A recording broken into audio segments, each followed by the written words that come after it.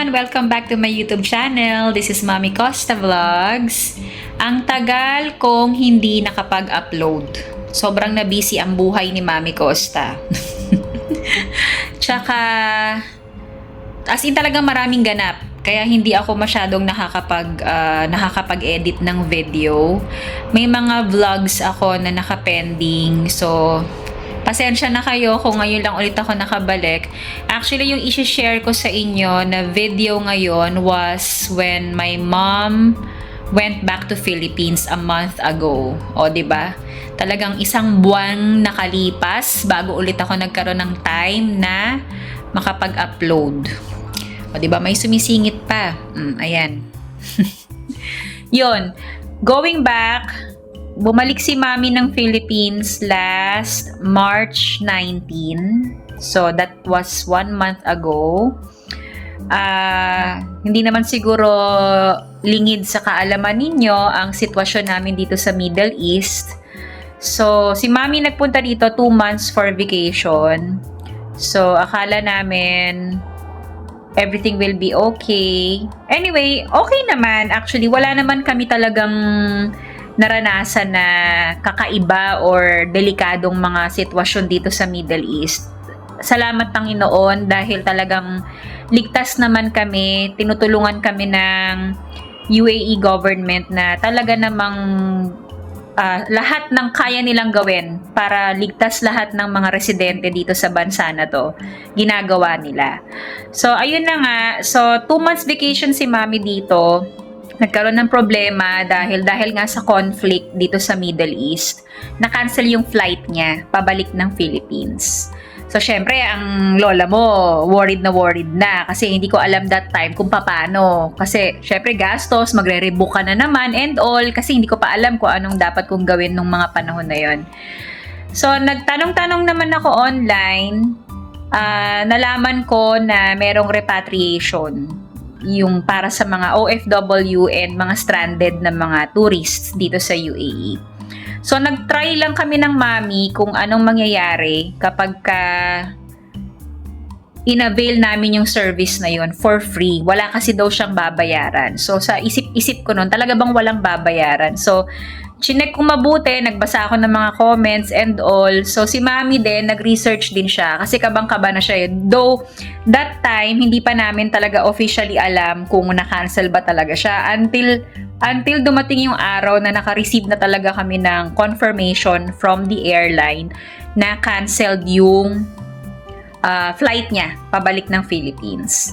So, si Mami nung time na yon gusto na rin talaga niyang umuwi dahil sumabay yung nagkataon graduation ng bunsong kapatid namin from university. So, syempre, ayaw naman namin na makalagpas yung pagkakataon na yun na hindi makaka-attend ang Mami dun sa graduation. So, to make the story short, nakasama si Mami dun sa repatriation. So, ang expiration ng visa ng Mami was March 19, kung hindi ako nagkakamali. Yes, the expiration of her visa was March 19. Then, bumalik din siya ng Philippines on that same day. Kumbaga, hindi pa talaga expired yung visa niya. Last day ng validity nang lumipad siya papunta ng Philippines. So, paano nangyari yon? So, share ko sa inyo kung ano yung step-by-step procedure na ginawa ko. Una, kinuha namin yung contact number via online ng contact person na naka-assign para sa mga non-OFW sa ating Philippine Consulate sa Dubai. So, nakuha ko yung number niya. Hindi ko na sasabihin yung pangalan kasi baka hindi pwede. So, minessage ko siya. Nag-try lang ako.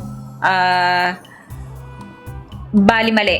Tinawagan ko pala muna siya. Kasi syempre, I have to check ang pangalan yon, yung number kung talagang legit. So, tinawagan ko muna siya. So, nakausap ko yung tao from our Philippine Consulate. Then, sinabi nila na, okay, via online lahat ang processing. So, kukontakin nila ako sa WhatsApp. Doon na lang ako magsasubmit ng requirements ng Mami. So, kinontak niya ako sa WhatsApp. Minessage niya ako doon. Then, ang hiningi lang niyang requirement sa amin is yung copies lang ng Philippine passport ng Mami. copy ng canceled flight confirmation, tapos yung visa copy niya, tsaka yung copy ng ticket. Yung ticket niya dapat dun sa airline. So, lahat yon sinend ko yung scanned copies lang lahat sa WhatsApp. Then, so, sa isip-isip ko, baka magtagal pa and all. Then, nagulat kami, parang siguro lumipas lang ang 3 to 4 days lang yata yun. Kumontak na sila sa akin at sinabi nila na, kumbaga, halimbawa, ngayon sila kumontak sa akin, sinabi nila na kinabukasan na ang flight ng mami.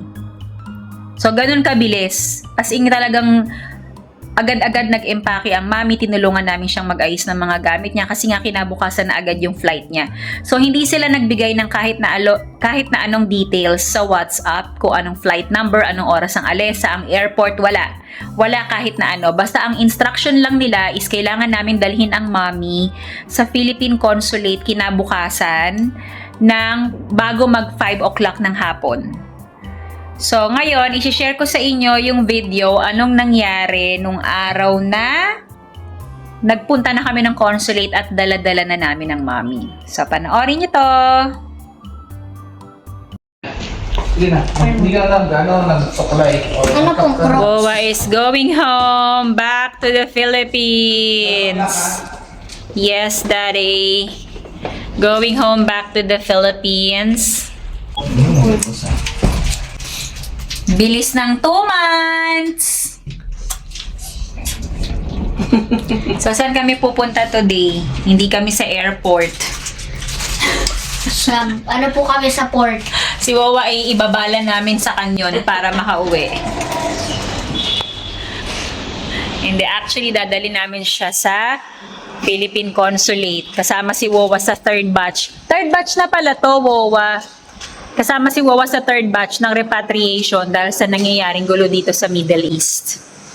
So, we're lucky na kasama si Wawa dahil canceled yung flight niya. Yan na, ibabala na namin.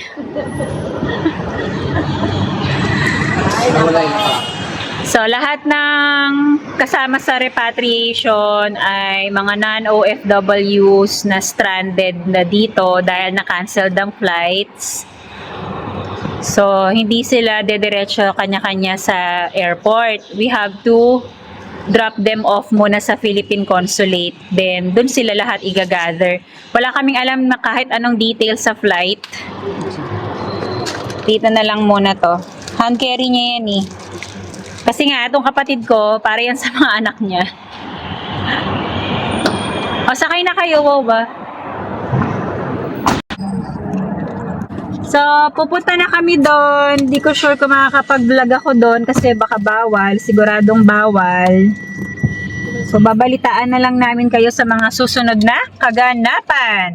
Yeah. Wah. Bye. Andito na kami! Kakarating lang namin ng Philippine Consulate. Guys, ipipix ko. So, nag-park muna kami kasi si Daddy Bert, pinababa ko kasi siya yung magtatanong dun sa entrance kung saan namin ihahatid ang mami. So far, wala pa kaming masyadong nakikitang tao dito sa labas. Unlike yung mga naunang batches na napanood namin sa online, sa internet. Ang daming tao, grabe, dumog. Pero ngayon, siguro baka sobrang aga kasi namin. 3:55, time check, 3:55 PM. 5 o'clock pa talaga sila pinapapunta. Nagdesisyon kaming umalis ng maaga kasi nga hindi namin alam kung ano bang mangyayari. Totally wala pang details na sinabi kasi sa amin. Dito na lang daw lahat malalaman yung flight details, anong airline, anong oras ang alis, anong oras ang lapag sa Pinas. So far ang kinuha pa lang ng mga documents kay Mami is yung original and photocopy ng passport niya.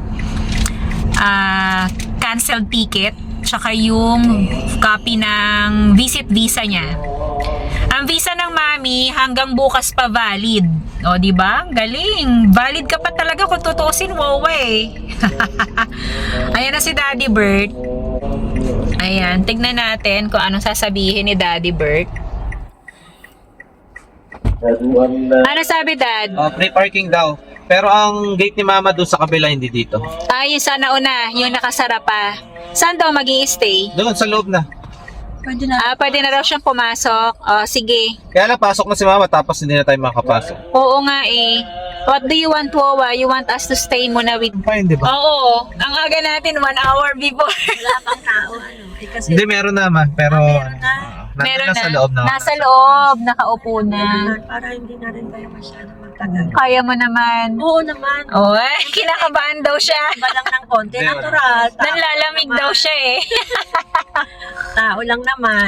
Baba na natin. Sige, bababa na namin yung gamit ni Wawa. Mahal man eh, maas Tsaka hindi, at least makaano ka ng upuan. Kasi mamaya malamang ba, hindi namin alam kung gaano karami. Last time kasi nasa 400 plus daw eh, yung umalis.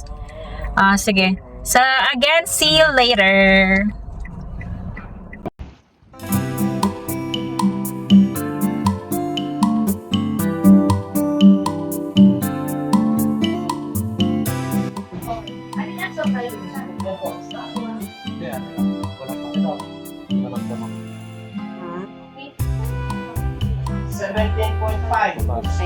Ayan, pasado. Yung isa pa po.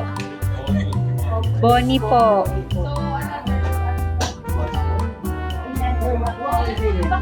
Isa lang po. 18.5. Yay! Yan yung hand carry.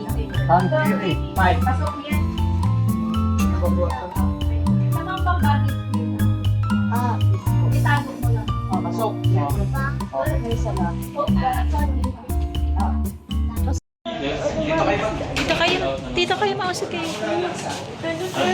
Don't cry.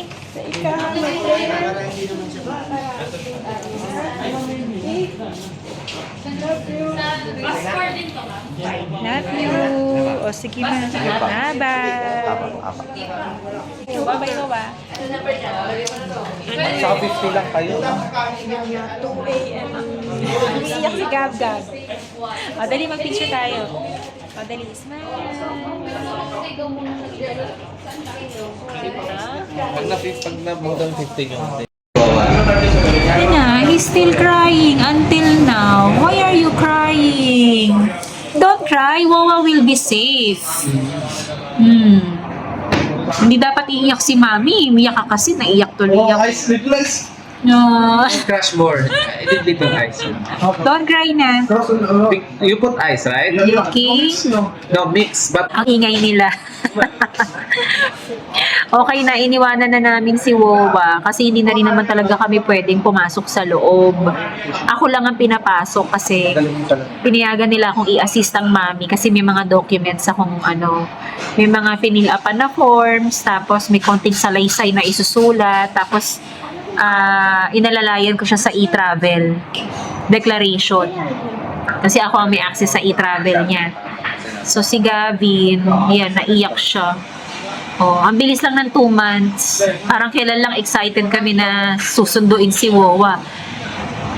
Ngayon, nalungkot na. Ganon talaga lagi. Wawa will come back. Don't cry na. Wawa will come back. In God's will, maybe Christmas.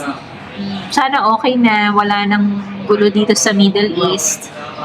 So, nagutom na kami. Nag-stop over muna kami dito sa cafeteria malapit sa Philippine Consulate. So, kakain muna kami. Nag-order lang kami ng egg parata and fresh juice. Tapos uwi na kami para makapahinga si Daddy Bert. yung tangka mo sa yan. Okay, so ayun na. Yun na lahat ang nangyari. Iyakan na kami. Charot. Tuwang natuwa naman ako kasi everything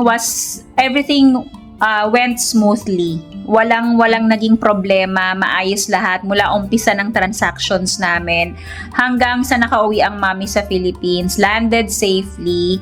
Wala naman naging problema, marami mga pakain pa nga, busog sila, walang problema sa pagkain. Then may mga pinamigay sa kanila na konting freebies and may mga inoffer na mga program or scholarship program para sa mga kababayan natin na OFWs na nawalan ng trabaho or nag-resign or for whatsoever reason kung bakit sila umuwi.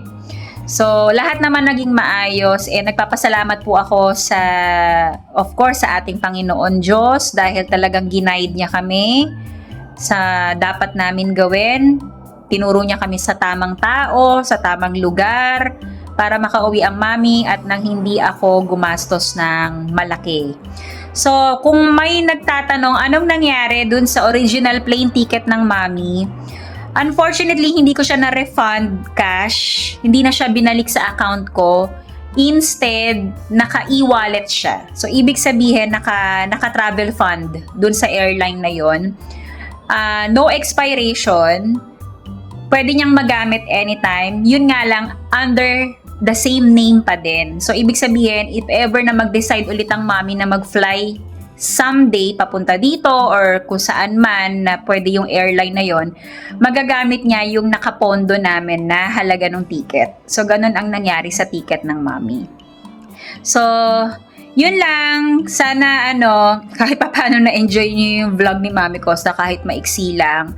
So, nananalangin kami everyday na sana maging maayos na lahat ng sitwasyon dito sa buong mundo, hindi lang sa Middle East, sa buong mundo kasi marami na talagang kawawang mga nadadamay, lalo-lalo na yung mga bata, apektado, pag-aaral, paglaki, alam mo yon, yung hindi na sila nabubuhay ng normal.